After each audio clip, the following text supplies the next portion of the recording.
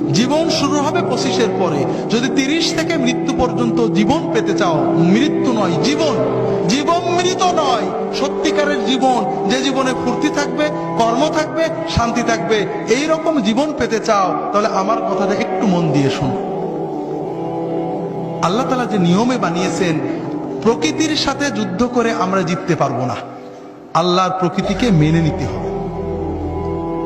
আল্লাহ তাআলা আমাদের সৃষ্টি করেছেন প্রতিদিন 6-7 ঘন্টা তুমি ঘুমাবে, গভীর ঘুম, 1-2 ঘন্টা খেলবে, কঠিন পরিশ্রম, তোমার শরীর ঘেমে রক্ত টকবক করে বেরেনে যাবে, ফুটবল, হাডুডু, ব্যাডমিন্টন, ভলিবল, দৌড়, সাঁতার, এগুলো খেলতে হবে। এরপরে 1-2 ঘন্টা আল্লাহর ইবাদত করতে হবে, আল্লাহর সালাত, সিয়াম, জিকির যতটুকু পারা যায়, তাতে তোমার আত্মা সুস্থ হবে, তোমার মন পরিশুদ্ধ হবে, তোমার আত্মা, মন, দেহ সবকিছু প্রোডাক্টিভ হয়ে যাবে। এরপরে তুমি 4-5 ঘন্টা তোমার 25-এর পরের জন্য কর্ম বা শিক্ষা নেবে।